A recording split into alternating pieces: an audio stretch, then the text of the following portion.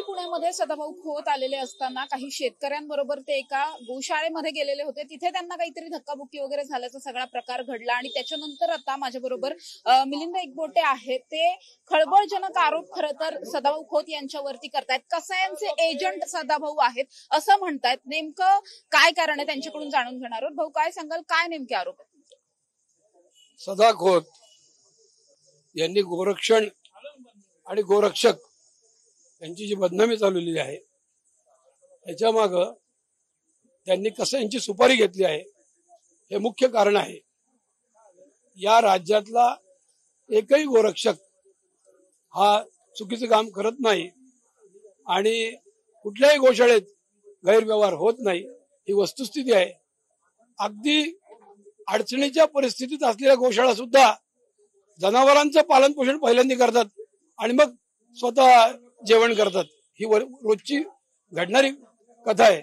आणि असं असताना या देशामध्ये एक गायीची कत्तल होऊ नये याबद्दलच्या एका अतिशय प्रामाणिक भावनेतून गोशाळांची स्थापना झालेली आहे. परंतु गोशाळांची स्थापना करणारी जी लोक आहेत यांना अडचणीत आणून गोरक्षणाची चळवळ बदनाम करण्याचा प्रयत्न सदा खोत करतायत आणि अत्यंत चुकीचं आहे. आणि ते कसायांचे एजंट आहेत. काल जेव्हा ते तिकडे गेलेले होते त्या ठिकाणी त्यांची जनावरं त्यांना सापडली नाही असा एक मुख्य आरोप होता. मग ती जनावरं नेमकी कुठे होती? अहो, ते गेले होते दुपारी. सध्या पावसाळा आहे, गवत उगवलेलं आहे, आजूबाजूला मैदान आहेत, जनावरं चरायला गेलेली आहेत आणि ते पोलिसांना पण माहिती आहे. आणि रोज दिवसभर चरून संध्याकाळी जनावर परत त्या ठिकाणी येतात. ही वस्तुस्थिती आहे. त्यांनी जाणून बुजून हे सगळं केलं का? जाणून बुजून नाटक केलं. आणि ही जी केस आहे त्या केसचे कागद माझ्याकडे आता आहेत.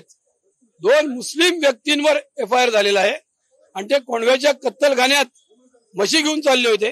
त्यावेळेला त्यांना अडवण्यात आलं आणि पोलिसांच्या मार्फत भारतीय विद्यापीठ पोलीस स्टेशनने केस केलेली आहे. कोंडव्याच्या कत्तलखान्याच्या जवळ ही केस झालेली आहे. आणि या कसायांनी त्या म्हशी कापायला चालल्या होत्या. त्याचा मेडिकल रिपोर्ट झाला. मेडिकल रिपोर्ट प्रमाणे या म्हशी कापायला योग्य नव्हत्या. या म्हशी पुनरुत्पादन क्षम होत्या आणि त्यामुळे त्या कापायला चालल्या ते चुकीचं म्हणून त्यांच्यावर गुन्हा दाखल झालेला आहे. कोर्टामध्ये केस आहे. कोर्टामध्ये जे काय कारवाई व्हायची ती चालू आहे. असं असताना सदाभाऊ खोतला ते जनावरांच्या विषयी चौकशी करण्याचा कोणी अधिकार दिला? त्याला जर काय अधिकार, ती जनावरं जी काय गोशाळा झाली ती कोर्टाच्या ऑर्डर प्रमाणे आलेली आहेत. आधी ती पोलिसांनी पाठवली. जर कोर्टाने ते कन्फर्म केलं की जनावर याच गोशाळेत ठेवा म्हणून, तर कोर्टाच्या ऑर्डर प्रमाणे आलेली जनावर आहेत. न्याय प्रविष्ट व्हावे. सदा खोतला जर जनावर पाहिजे असेल कोर्टाचं पत्र घेऊन त्यांना यायला पाहिजे. आता पोलिसांना सुद्धा येतात नाही परस्पर कोर्टाची प्रॉपर्टी असल्यामुळे. ही वस्तुस्थिती आहे. पण गोरक्षकांकडून वारंवार शेतकऱ्यांना कुठेतरी त्रास होतो अशा पद्धतीचा आरोप त्यांचा होता. 100-200 शेतकरी घेऊन ते जमलेले होते. या आरोपावर तुमचं काय? दिस इज फेक नेरेटिव्ह. मागं सांगितलं होतं. मागं काय सांगितलं होतं? गोरक्षक मॉब लिंचिंग करतात आणि कसाही मारतात. अहो, गोरक्षक मेलेले आहेत, पोलीस मेलेले आहेत, मॉब लिंचिंग कसाही करतात. कसायांनीच काही बदमाश शेतकरी जे आहेत, बदमाश म्हणजे शेतकरी म्हणून शेती करत नाहीत पण असे पांढरे कपडे घालून कसायांबरोबर वावरत असतात आणि कसायांकडे सुपाऱ्या घेतात. अशा लोकांना पुढे करून कसायांनी गोरक्षकांना बदनाम करण्यासाठी हा फेक नेरेटिव्ह तयार केलेला आहे. सदाभाऊ खोतांना तुम्ही काहीतरी इशारा देऊ इच्छिताय का आता या सगळ्याच्या? सदाभाऊ खोत, तुम्ही जे काय, तुम्हाला भाऊ म्हणतच नाही, माफ करा, शब्द माग येतो. सदा खोत, तुम्ही ज्या लबाड्या करता त्या जनतेसमोर आणण्याचा आम्ही वारंवार प्रयत्न करू. आणि तुमची बदमाशी सगळ्यांना माहिती आहे. धुळ्याला तुम्हाला अटक झालेली आहे. का अटक झाली धुळ्याला?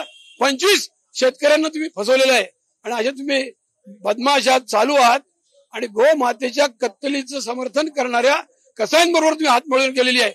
तुम्हाला नियती तर धडा शिकवेलच, पण जनता सुद्धा तुम्हाला राजकारणानंतर खड्यासारखं बाजूला काढेल. नक्कीच आपण बघतोय सदाभाऊ खोत हे कसायांचे एजंट आहेत. गोरक्षकांना बदनाम करण्यासाठी त्यांनी हे सगळं कुठेतरी केल्याचा आरोप जो आहे तो मिलिंद एकबोटे करताना पाहायला मिळत आहे. कॅमेरा पर्सन शिवाजी साळुंखेंसह समृद्धी जाधव, टॉप न्यूज मराठी, पुणे. घ्या परदेशात भरारी, तेही सर्वसामान्यांना परवडणारी. 1 रुपया भरा आणि थायलंड मध्ये फिरा. सचिन इंटरनॅशनल घेऊन आले आहेत जगातली सर्वात स्वस्त परदेश टूर. पूर्ण 5 दिवसांचं पॅकेज आता फक्त 32,999 रुपयांमध्ये. पॅकेजमध्ये विमान प्रवास, हॉटेल, ब्रेकफास्ट, ट्रान्सपोर्ट आणि प्रेक्षणीय स्थळे. सचिन इंटरनॅशनल, 18 वर्षांपासून पर्यटन क्षेत्रातील एक विश्वसनीय नाव. सचिन इंटरनॅशनल सोबत मनसोक्त फिरा. संपर्क 7767989898.